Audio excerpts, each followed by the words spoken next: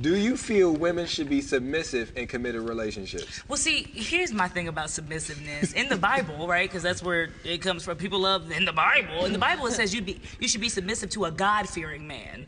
So if a man is God-fearing, no adultery, no domestic violence, none of that, right? Like a God-fearing man, of course you submit to that man. Am I submitting to Pookie down the street so he can lead me to hell?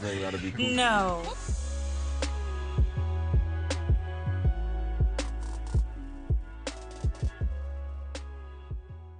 There's just as much fear of submitting to someone as being a leader. A part of us being in survival mode is that you can't show weakness. That's every animal. When every animal is in survival mode, you have to hide your weaknesses. It's about getting through the next moment. And what we've been through as black people in this country, we still very much in survival mode. Absolutely. It's harder for you to think long term. So now I gotta leave my survival, not my love, not my happiness, not my survival, up to this individual, or I gotta lead another individual. And a lot of us haven't reached a place in our own relationship, like with self, to where we healed enough to realize, like, oh my God, like, I'm capable of this. This person does trust me. It's not about survival anymore. We passed that, like, we actually building something here. So I think we definitely, as black people specifically, have to give ourselves grace. We have one of the most unhealthy relationships with leadership that you could point at. By saying, hey, I depended on a man who, and you talked about the extremes. Let's talk about the middle ground that isn't controlling. Let's talk about, hey, I just don't know how to pay my own bills, but since I'm a man, I feel like I need to because society puts so much pressure on me. I don't even know how to pay my own bills. I don't know what credit is. I don't have financial literacy, but I know I'm supposed to have a follow me. So you follow me. I just saw a podcast where a bunch of women said, follow your man. I follow my man, period, sis. So let's give some more context to what we mean is what I'm saying. I agree with you. Let's do that. Let's do that. Misleading people because most people are stupid. When you say a man can lead, a man should lead, you're talking about a man. That means you're talking about responsible, successful men. That means you're talking about men who don't got their shit together. That means you're talking, you said a man. So when we sit up here, everybody who has a man is like, I can see that. I agree with that. Context. But everybody ain't a man.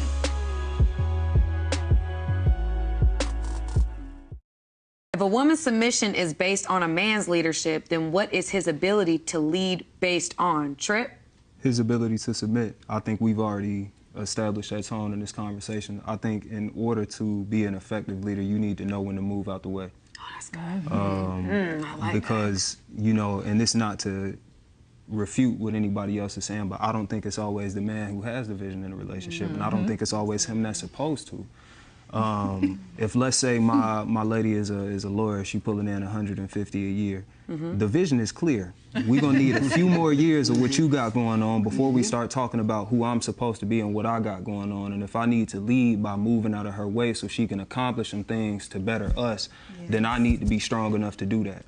So I think a lot of men lead from an egotistical place where it's about what I want, not about what we need.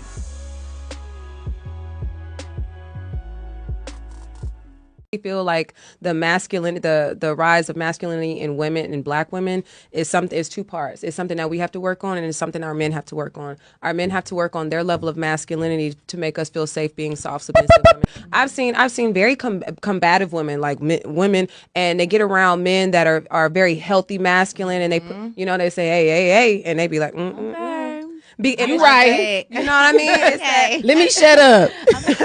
we like, most women like when their man puts their foot down a little bit, that little turn me on a little bit.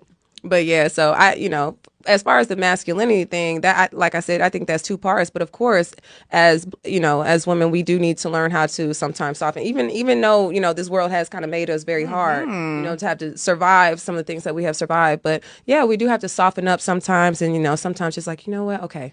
Okay, babe. How do you define submission? Or how do y'all define submission?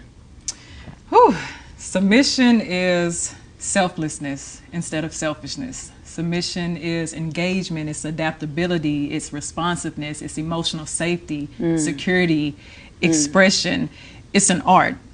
And when it comes to submission, it's mutual, but it's voluntary as well. So it's not just one-sided, it's both genders, both partners.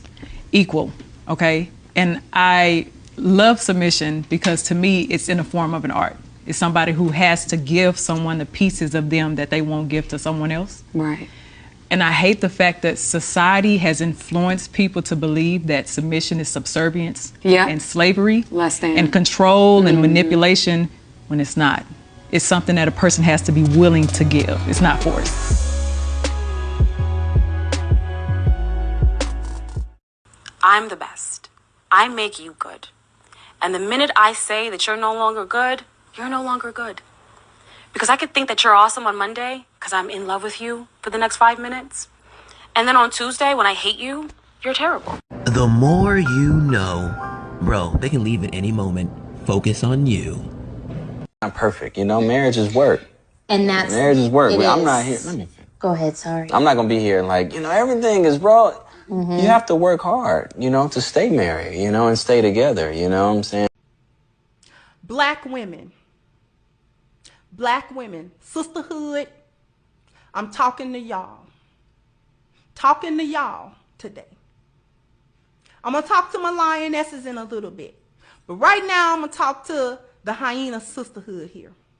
Cause see, this is y'all fault. This y'all fault. This y'all fault. The fact that they feel like they can do this real free with impunity and don't nobody say nothing, this y'all fault. I'm putting it on you. Because you have been busy for the last 70 years or more fighting